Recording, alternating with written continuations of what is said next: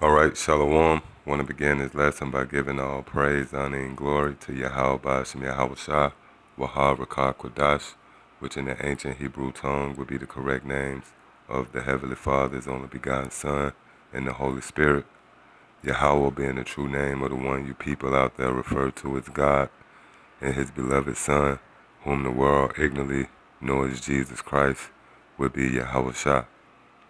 Those are the correct names of the true powers of all heavens and earth. I also want to give double honors to the head apostles and elders of Great Millstone, and honors to you brothers out there that's also laboring in His work. So this lesson right here is going to be concerning reincarnation, which is indeed biblical. And this is a stumbling block to the majority of you people out there who claim to build your foundation off the scriptures, and in particular you so-called Christians. All right? This is where you err. Because in order for you to fully come into the understanding of the scriptures, you must apply the ingredient of reincarnation. If not, you're going to constantly stumble. And this is not a hard concept to digest if you knew the scriptures. When you read the scriptures, in fact, the scriptures always point to reincarnation. When you read the time of our Lord Yahweh Shah, when He sent out His disciples, well, they returned and Yahweh Shah asked them, "Who do the people say I am?" And they all said, well, some say that you're this prophet or one of the great prophets or patriarchs of old. Now, did Yahweh Shah curse them out or correct them about that? No, because that concept was accepted more in the ancient world. They knew about the idea of reincarnation. Another example is when the wicked Pharisees and Sadducees came to John the Baptist. They asked him, was he Elijah the prophet? And John said, no, that's because in the book of Ecclesiastes, the first chapter, in the 11th verse, it tells you that there is no remembrance or form of things. Because John the Baptist was indeed Elijah the prophet. Even our Lord Yahweh Shah said that. He said, if you can receive it, John was Elias who was foretold to come.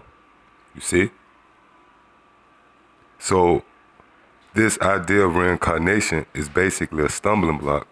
And unless the spirit of Yahweh Bashim Yahweh Shah is rested upon you, you're not going to be able to get over that hurdle. You see?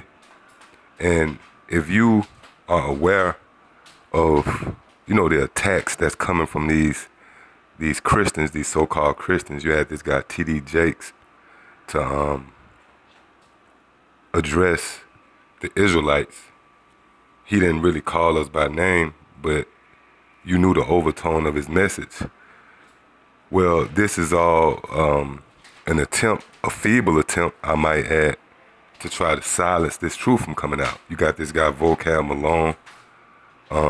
The Apostle Taha highlighted the fact how he was trying to go into the topic of reincarnation, and he brought up Exodus, the 20th chapter, which is another precept that supports reincarnation.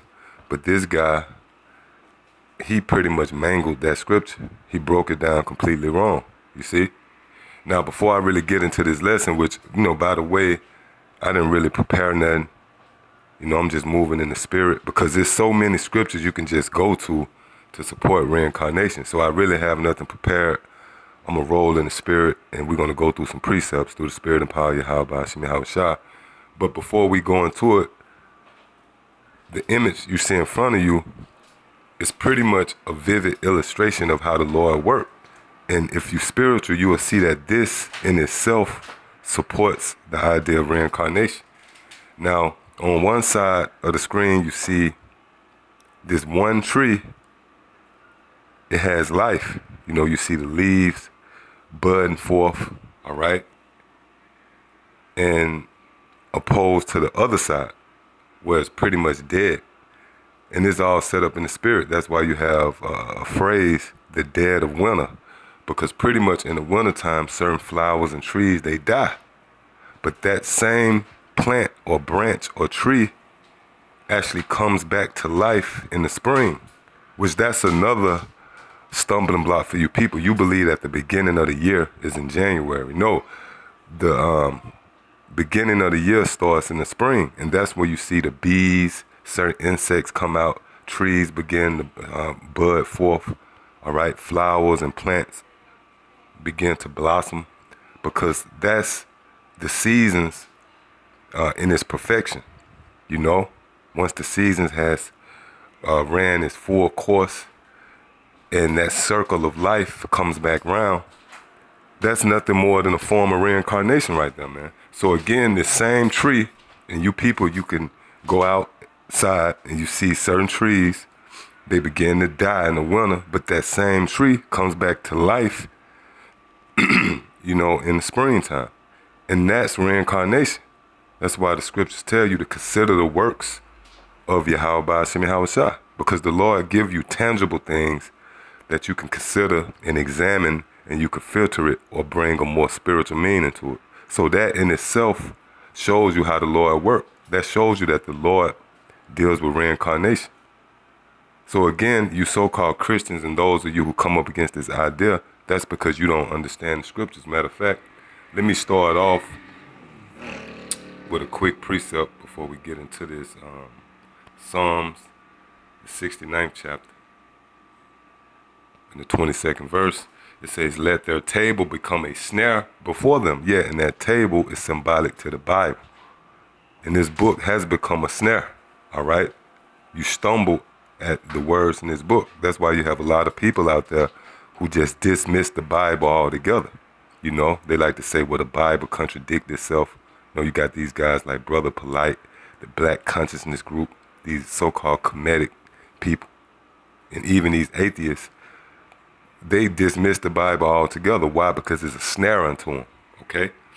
It says, let their table become a snare before them, and that which shall have been for their welfare, let it become a trap. Yeah, and this is primarily dealing with you so-called Negroes, Latinos, and Native Americans, which are indeed the biblical Israelites, you the children of Israel.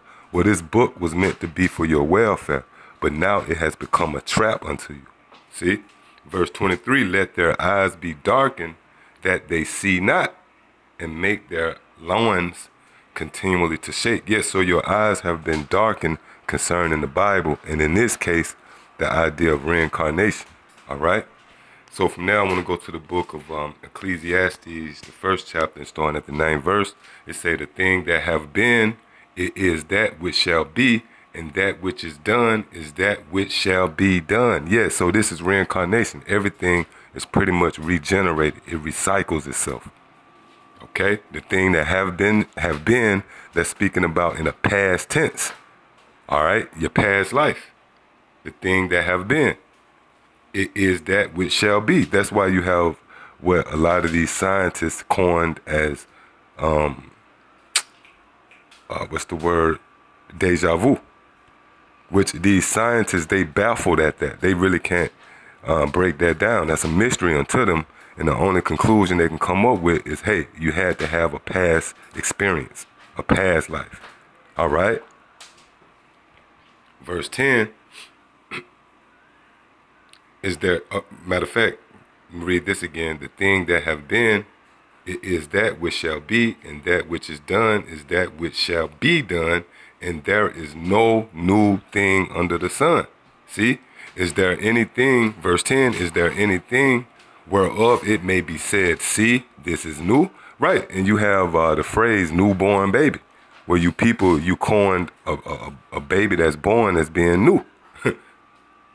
It says, it have been already of old time, which was before us. Yeah, so what you might deem as a newborn baby, that spirit in that baby has been here before, man. You know, to simplify it, you the same person, but during the week, you wear different clothes.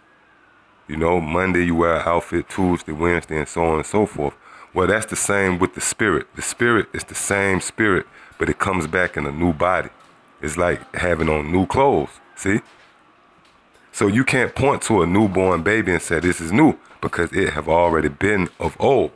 Now, you might say, well, hold up, this is not dealing with reincarnation. Well, the scriptures say there's no new thing. So that means everything here on the planet Earth, that's in that category, man. And spirits is not new. Verse 11, there is no remembrance of former things yet. And we mentioned that with John the Baptist. You know, when they asked him, was he Elijah? Even though he was Elijah, he said, no, I'm not. Why? Because he didn't remember his past life. And that's a method to that. It's a method to that, should I say. That's actually an act of mercy from Yahweh Ba'ashem Yahweh Shah right there. Because if you knew how you was put to death in your past life, or you knew who was your slave owners, you might spaz out and kill them, you know? So that's an act of mercy. And ultimately, it's to keep you humble, because you got to remember the prophets is back as well. So let's just say, for an example, if I knew that I was a prophet in my past life, or what prophet I was, because obviously I had to be a prophet because I'm coming back doing what a prophet would do. But if I knew what prophet I was, it would cause me to become proud, you see? Or I would take my foot off the gas, so to speak. I wouldn't be as diligent. I wouldn't have that sense of urgency, because I would know that I'm a prophet. I was a great prophet and the Lord is going to deliver me. You know what? Since I mentioned that, let me get a quick precept to support that. 1 Corinthians, the 14th chapter, and the 32nd verse. And the spirits of the prophets are subject to the prophets. See? So if you prophesied in your past life, you're going to come back and you're going to prophesy again. There is no new thing under the sun. See? So reincarnation is biblical indeed. All right? This is 2nd Ezra chapter 14 and verse 35. It says, for after death shall the judgment come, when we shall live again. And that's plain. You got these so-called Christians out there. They have vehemently come up against the idea of reincarnation, yet they haven't read scriptures like this. And you can scrutinize all these different Christians, and they only move off emotions. They don't deal with knowledge and logic, man. Even these pastors, they'll bring out one precept, and the rest of the service is